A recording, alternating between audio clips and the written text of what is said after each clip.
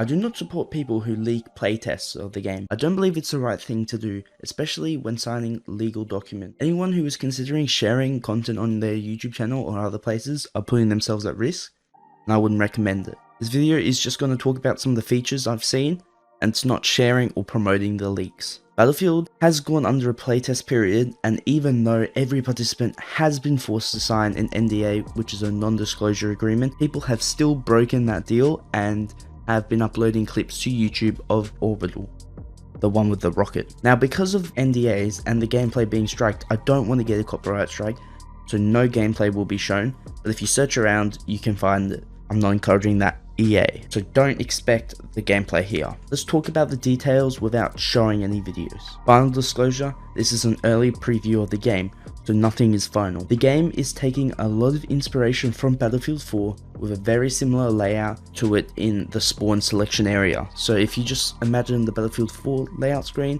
that's exactly what you'd see. It's not too creative. It's the same old Battlefield layout for the pre-spawn selection area. You can change your specialists mid-game with pre-made loadouts, or you can change them on the go. So during the match, once you die, you can change your specialists. So in the playtest, they only had access to one specialist, that being grappling hook guy. You can make pre-made loadouts in the menu. You can make those pre-made loadouts, and you can change them on the go. So that just means on the pre-selection thing, you can change your weapons if you're not feeling like that gun. You get the usual items: the primary, the secondary, a throwable, and the gadget. There weren't too many.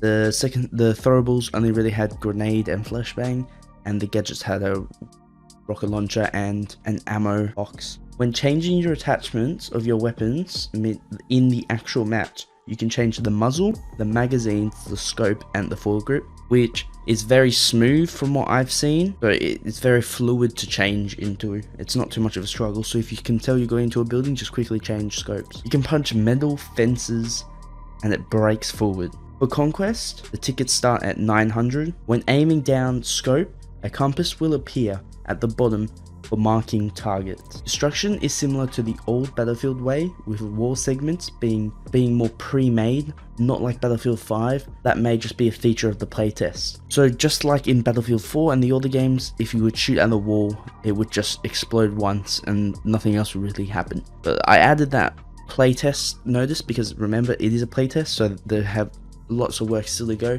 and destruction is kind of something you do when you're polishing up the game, so it could change. Again, heavily influenced from Battlefield 4 regarding the leveling up system. You'll see a bar come up at the top with 0 opacity at like the top 10% of your screen, and it'll just inform you that you've been promoted. You will get 10 XP for every kill, and it'll be on the right side of your screen. The reviving system is no longer similar to Battlefield 5, with the animated revives is now more like the previous games.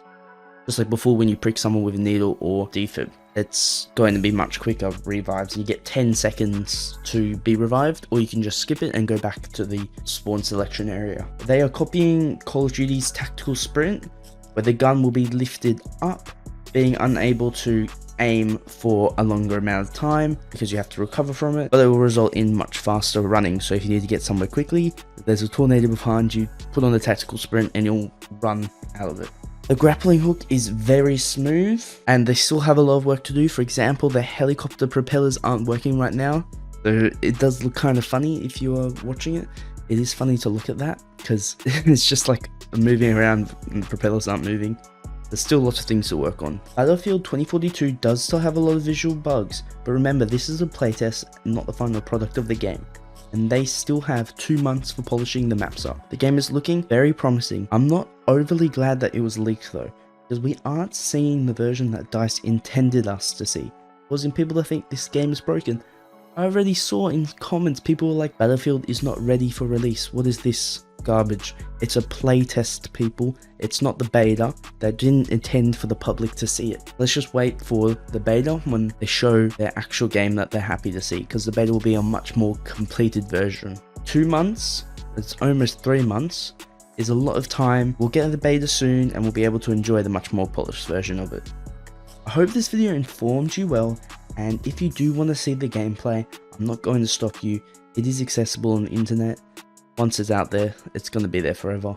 EA is doing what they can to take down the videos, but the videos usually stay on channels for a few hours. Like I said, I'm not promoting it, but if you were desperate to see it, it is a possibility to do that. You can even find it on YouTube. Thank you guys so much for watching this video. Hope you are just excited as I am for this game. Just remember that playtest things can change, so it's not set in stone, but they're taking a lot of inspiration from previous games, and there's a lot of potential. The orbital map looks very sick, and especially around the rocket, it is a killing zone. I'm excited to see what more news we're going to get from Battlefield, but for now, that's it. Thank you guys so much for watching, and don't leak Battlefield if you don't want a copyright strike.